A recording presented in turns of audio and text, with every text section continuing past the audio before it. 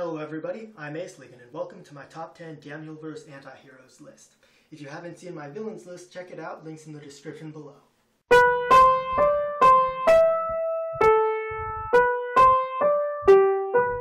This list will consist of my top picks for anti-heroes from my Danielverse blogs. I'm defining anti-hero as someone who's not quite good or evil. Also, I'm only including characters that I personally created. There have been a lot of writers who have contributed to the Danielverse and created their own characters, but they are deserving of their own list, so I will not be putting them on this one. So now that I've got that out of the way, here's number 10. Andrew Miles, aka the Black Crow. At the age of 10, Andrew was diagnosed with type 1 diabetes. In order to rid himself of the disease, he allowed the Convocation to make him into one of their nests. He began calling himself the Crow, and as their servant he took on several missions on their behalf, although he refused to take anyone's life unless he felt that they really deserved it. He chose a whip as his initial weapon of choice, as he could use it effectively without killing anyone. He was also given a power by the Game Master, allowing him to absorb and conduct electricity without harming his body, a power that worked well with the lightning that the Convocation could control. Once, while his father Alexander was fatally wounded, Andrew asked the Convocation to save his life, which they did, by transforming him into one of them. Andrew eventually found himself in one of the Game Master's tournaments, where he met and befriended Benjamin Malcator. Although they were at odds due to Andrew being a servant, the two of them formed a strong rivalry with each other. During the tournament, Andrew's girlfriend was killed by the Game Master, enraging him and dealing a harsh blow to his mental state. Following the tournament, Andrew and Malcator joined forces on two other occasions, the first time against the Bloody Biker, and then again during Bill Dawson's plagues. While putting an end to one of the plagues, his father Alexander was killed by a Thoughtborn named Pixel, causing him even more emotional pain.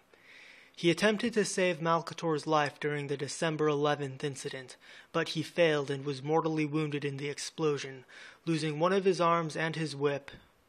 Having lost his girlfriend, his father, and his closest friend, he gave up on the light, turning instead to darkness and allowing the Convocation to transform him into a monstrous bird person. At this time, he cast aside his old identity, becoming the Black Crow. He took up a pair of swords and became a lot more comfortable with killing, setting himself down a much darker path. So yeah, that's the guy I picked for number 10, and now that he's out of the way, here's number 9. Daniel Ferris. Despite being the namesake of the entire Danielverse and its main protagonist, my self-insert only places 9 on this list. Daniel started out as a seemingly normal human, but after several encounters with the Fears, he began developing strange powers. He was eventually revealed to be a devil killer, a human being able to absorb the abilities of Fears through prolonged exposure to them. Daniel became the enemy of many Fears and an ally to many other characters resisting them. Realizing how many people suffer at the hands of the Fears, Daniel resolved to do what he could to fight against them. Although many people believe that Daniel was a hero, he refuses to believe it himself, and he's well aware of the darkness in his heart. Daniel dislikes killing and will avoid doing so if he can, but certain enemies such as Red Daniel and the Sentinel have pushed him far enough that he was willing to end their lives. Daniel's battle with the Sentinel was so challenging that the only way for him to win was to involuntarily sacrifice his powers as a devil killer. Despite becoming human again, Daniel continued to combat the Fears, hoping to do some good against them. However, without his powers, he no longer had any resistance to the psychological effects of fear exposure. This, combined with the stress brought from being unable to help anyone, caused Daniel to slowly sink into madness. Even without powers, his combat experience and the inherent stubbornness present in all iterations of himself make him a strong adversary to anyone who goes up against him. And it also helps that he owns a wakizashi possessed by a powerful fire elemental. So yeah, that's my number 9 guy. Now moving on, we have number 8, which is actually a tie. Estrin Saltone and Hellfire. I really couldn't include one of these guys without the other.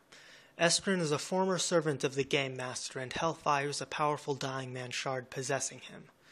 Estrin's early life is a mystery to everyone, including himself, as he is several centuries old and has forgotten his childhood long ago. All that's known is that he and his elder brother Alphonse became servants of the Game Master at some point, with Estrin eventually becoming the 8 of clubs and Alphonse becoming the ace of spades. Most of Hellfire's past is unknown as well. He wields power stolen from the Burning Bride, giving him pyrokinesis, and he obsessively searches for the Godslayer, a sword capable of killing a fear. Hellfire's usual method of possessing a host is to lie dormant inside their soul, gradually amplifying their inner darkness until there's no light left to resist him. He attempted to do this to Malcator during one of the Game Master's tournaments. However, Malcator had previously saved Estrin's life, and to repay the debt, Estrin tore Hellfire away from Malcator, accepting him into himself. Due to Estrin's nature as one of the Game Master's cards, he was mostly immune to Hellfire's influence. The two of them eventually learned to work together and were able to escape the Game Master's world. Estrin keeps Hellfire in line while helping him search for the Godslayer. They both have their own strengths, with Estrin being a quick-thinking strategist and mathematician, and Hellfire being a dangerous fighter, and they play off each other. Although Hellfire is far from being a good guy, he has become much more heroic due to Estrin's influence, while at the same time Estrin has grown more efficient in battle through Hellfire's tutelage. And those were my picks for number 8. And now, number 7. Guess who? It's me, Red Daniel. That's right, bitches, I'm on both lists. Red, what did I tell you about laughing maniacally? Screw you, man, I'll laugh however the hell I want. Anyway, I already explained my backstory on the other list, but I'll go ahead and sum it up again real quick. I'm another version of Daniel Ferris from an alternate universe who became a blood vessel. Then I ended up in a Game Master tournament where my best friend was killed, and then I got sucked into the Danielverse. Then I messed around a little before my grief overwhelmed me, and I tricked Daniel into killing me. And then Acelegin resurrected me outside the Danielverse so that I could play video games on his other channel. Speaking of which, when are you planning on doing part 3 of Castle Red? When I damn well feel like it, that's when.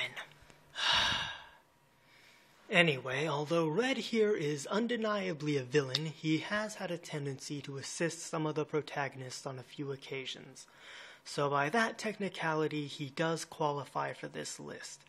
So let's all give him a big fucking round of applause for that. But let's not forget that he's an enormous douche and should be treated as such. You're an enormous douche. Go fuck yourself, Red. I intend to. Get out of my apartment. Make me.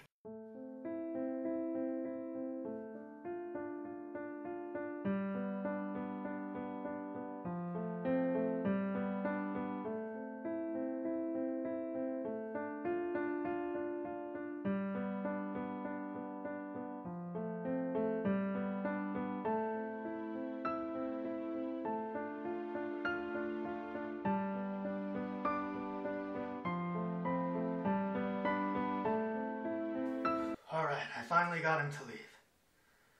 So now we can move on to number 6. Paradan. Occasionally referred to as Paradox, this is the first alternate version of Daniel Ferris introduced to the Danielverse. He came from 15 years into the future, where the fears have all but destroyed the human race and brought the world to ruin. Hoping to create a better world for the future, Paradan traveled back in time, splitting the timelines. Although he can no longer return to his original world, he aims to make the new timeline's future into a better one, although his methods are often dark. Having witnessed the deaths of everyone he cared about, Paradan has become incredibly jaded compared to regular Daniel.